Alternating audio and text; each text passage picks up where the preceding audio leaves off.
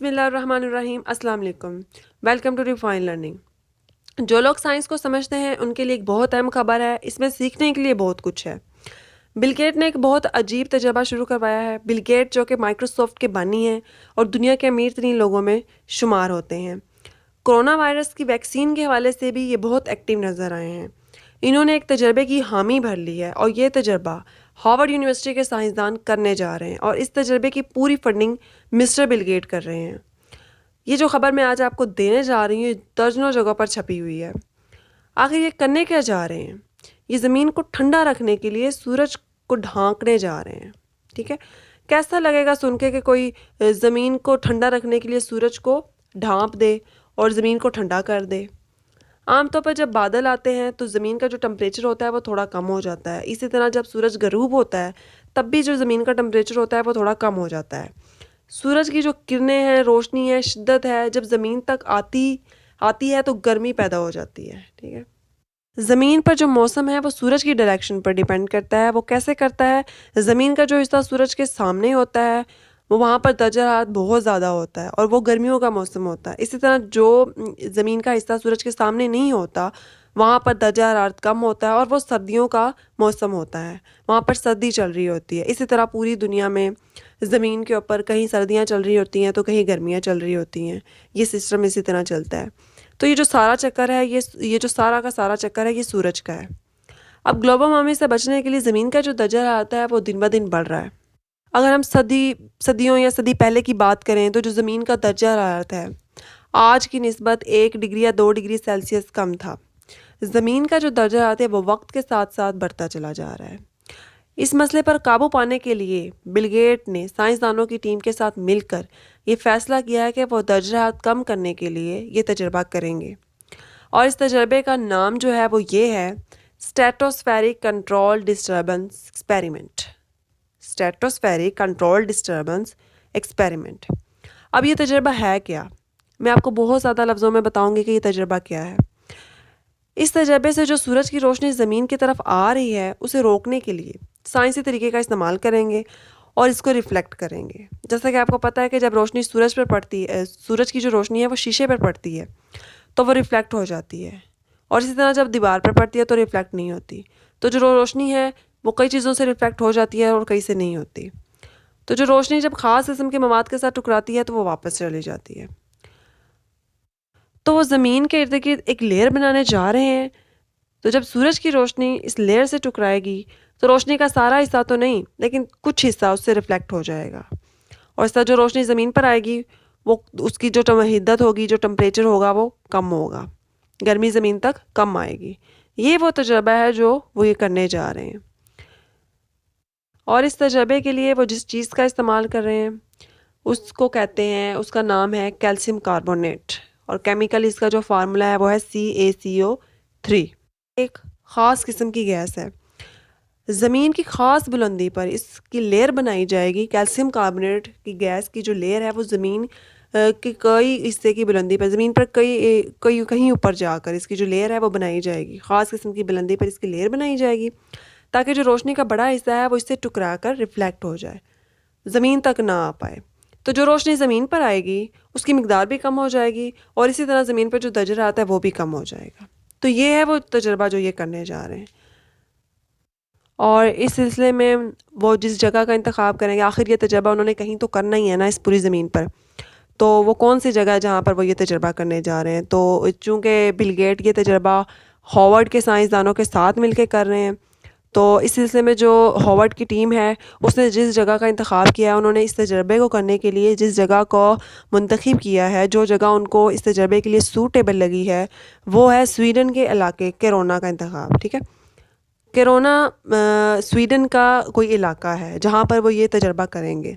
Corona नहीं, किरोना। ठीक है, जून में ये वहाँ पर तजर्बा करेंगे, जून के अंदर। ठीक है, किरोना में ये तजर्बा करेंगे।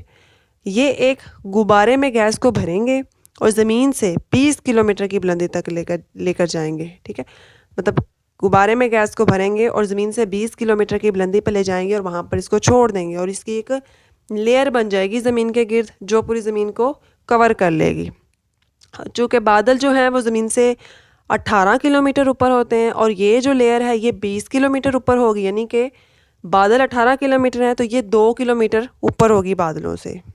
और 1 किलोमीटर के इलाके पर ये गैस को छोड़ देंगे और फिर इस पर वो तजर्बात करेंगे, चीज़ें नोट करेंगे और देखेंगे कि क्या कम्युनिकेशन सिस्टम पर इसके क्या असरात होते हैं। मतलब कम्युनिकेशन जो हमारा सिस्टम चल रहा है, पूरी दुनिया का जो एक नेटवर्क चल रहा है, जिससे पूरी दुनिया एक दूसरे के साथ मुंसलिक है, कम्यूट है, तो उससे इस पर इस लेयर का इस कम्युनिकेशन सिस्टम पर क्या असर पड़ता है।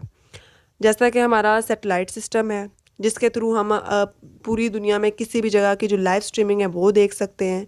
घर बैठे हुए हम एक जगह से घर में अपने बैठे हुए हैं और हमें दुनिया के दूसरे हिस्से में क्या चीज़ चल रही है through TV, net, internet system के थ्रू हम देख सकते हैं। तो इन सारी चीज़ों पर क्या असर पड़ेगा इस लेयर की वजह से।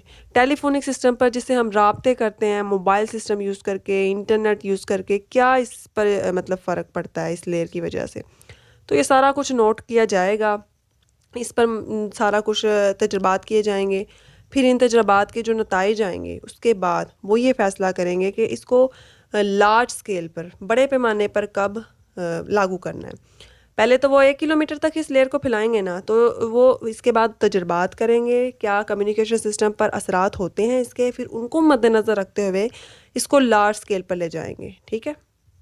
अच्छा, तो अब यहाँ पर सवाल तो ये पैदा होता है कि बिल गेट को ये आइडिया आया कहाँ से। अब मैं आपको बताऊंगी कि बिल गेट को ये आइडिया आया कहाँ से। अब तारीख का ना एक वाक़या है जो कि 1815 में इंडोनेशिया में हुआ था। आज से 186 साल पहले ये वाक़या पेश आया था और इंडोनेशिया में ये वाक़या पेश आया था। इंडोनेशिया में एक पहाड़ है जिसका नाम है माउंट तेमोरा और इंतहाई खौफनाक वाक़या पेश आया था इस पहाड़ को लेके। ये पहाड़ जो था फट गया था और यहाँ पर आतिशफ़शान लावा उभरा था और बहुत ज़्यादा प्रेशर के साथ उभरा था, यानी कि इस आतिशफ़शान लावे को हम वोल्केनो भी कहते हैं। ये बहुत ज़्यादा प्रेशर के साथ निकला था। जब लावा फटा था तो बहुत ज़्यादा प्रेशर के साथ निकला, उसके साथ गैसें भी निकली थी, बहुत ज़्यादा गैसेस थी जो बहुत ज़्यादा प्रेशर के साथ निकली थी और ये गैसें ज़मीन पर काफ़ी किलोमीटर की बुलंदी पर फैल गई थी जाकर। इन गैसेस ने ज़मीन इंडोनेशिया के पूरे मुल्क के गिर्द और उस इर्द गिर्द के इलाकों को भी कवर कर लिया था। ठीक है।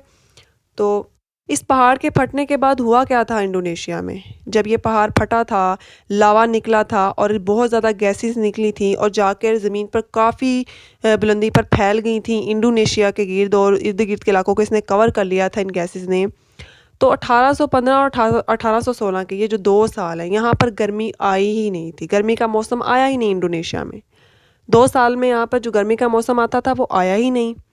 2 साल यहाँ सर्दी का जो मौसम था वो खौफनाक हद तक रहा था। मतलब कि यहाँ पर इतनी सर्दी आई थी, इतनी सर्दी आई थी, कड़ाकेदार सर्दी।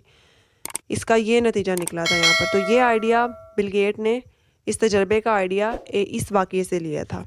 यानी वो क्या करने जा रहे हैं, वो मसनूई तौर पर ज़मीन के गिर्द एक लेयर बनाएंगे ताकि ज़मीन का जो दर्जा हरारत है वो कंट्रोल हो जाए। तो आपको पता है कि मसनूई तौर पर तो ये तजर्बा वो करेंगे, लेकिन कुदरती तौर पर भी ज़मीन के गिर्द एक लेयर मौजूद है जिसे हम ओजोन लेयर कहते हैं, जो कि कुदरत की बनाई हुई लेयर है। उस लेयर का हमारी ज़मीन को ये फ़ायदा है कि वो सूरज की जो नुकसानदा शुआएँ हैं उसको ज़मीन तक नहीं आने देती। लेकिन हमारी जो इंसानों की गफलत कह लें, लापरवाही कह लें, की वजह से वो जो लेयर है वो जगह जगह से फट रही है, ख़राब हो रही है। इसका सबसे ज़्यादा जो नुकसान है वो हमें ऑस्ट्रेलिया में नज़र आता है। ऑस्ट्रेलिया में लोग गर्मियों में छतरी का यूज़ करते हैं सब लोग, क्योंकि वहाँ पर जो ओजोन लेयर है वो फट चुकी है, काफ़ी हद तक फट चुकी है और वहाँ पर जो सूरज की शुआएँ हैं वो सीधी ज़मीन तक आती हैं और उसका बहुत ज़्यादा नुकसान होता है लोगों को। तो ये ओजोन लेयर हमारी कुदरती तौर पर बनी हुई लेयर है और बिल गेट जो है वो एक मसनूई लेयर बनाना चाह रहे हैं ज़मीन के गिर्द, ताकि वो ज़मीन का जो दर्जा हरारत है उसको कंट्रोल कर सकें। अब इसके कुछ फ़ायदे भी हैं और नुकसान भी हैं। कुछ माहिरीन के मुताबिक इसके फ़ायदे हैं और कुछ माहिरीन के मुताबिक इसके नुकसान हैं। तो कुछ माहिरीन के मुताबिक क्या है कि फ़ायदे में क्या है कि ये ग्लोबल वार्मिंग को कंट्रोल करेंगे, यानी कि ये इंसानों को, जानदारों को और ग्लेशियर्स जो कि गर्मी की शिद्दत की वजह से पिघल रहे हैं उसको बचाएंगे। और दूसरा, ओजोन लेयर का जो हमारा ख़ात्मा हो रहा है, कह लें ओजोन लेयर जो हमारी जगह जगह से फट रही है उसको ये कवर करेंगे, उसका जो उजाला है वो पूरा होगा इस लेयर से। इस लेयर से ओजोन लेयर की भी बचत हो जाएगी ये कह लें। और नुकसान में क्या होगा कि कुछ माहिरीन के मुताबिक जो बिल गेट है वो कुदरत के निज़ाम को चैलेंज करने जा रहा है। यानी कुदरत का निज़ाम सबसे अच्छा निज़ाम होता है, मुनज़्ज़म निज़ाम होता है, और ये कुदरत के निज़ाम को चैलेंज करने जा रहा है। दूसरी बात ये कि गर्मियों में तो दर्जा हरारत कंट्रोल किया हो जाएगा, लेकिन सर्दियों में ये दर्जा हरारत कहाँ तक जाएगा कोई अंदाज़ा नहीं लगाया सकता। और फसलों को बहुत ज़्यादा नुकसान होगा जब ये तजर्बा करेंगे, तो इससे फसलों को बहुत ज़्यादा नुकसान, क्योंकि सूरज की जो रोशनी है वो कम आएगी ज़मीन पर, दर्जा हरारत कम होगा, और वो फसलें जो फुल गर्मियों में पकती हैं, जो सूरज की रोशनी को लेकर पकती हैं, वो नहीं होंगी। इससे फसलों को बहुत ज़्यादा नुकसान होगा। और जानवर जो कि गर्मियों के मौसम में सर्दी वाले इलाकों में रुक कर जाते हैं और सर्दियों के मौसम में गर्मी वाले इलाकों की तरफ रुक कर, उनकी माइग्रेशन ही रुक जाएगी। जब ज़मीन पर गर्मी होगी नहीं तो वो माइग्रेट ही नहीं कर पाएंगे। इससे हम बहुत से जानवरों को भी खो देंगे। करने जा रहे, हो सकता है कि वो इस तजर्बे को रोक दें, और ये भी हो सकता है कि वो इस तजर्बे को करने के बाद इसके नताइज को मद्देनज़र रखते हुए रोक लें। तो ये वो सारी बातें हैं जिसका हमें पता होना चाहिए कि दुनिया क्या कर रही है और किस तरफ जा रही है। तो अपना ख्याल रखें, हमें दुआओं में याद रखें। मिलते हैं अपनी नेक्स्ट वीडियो में, तब तक के लिए अल्लाह हाफ़िज़।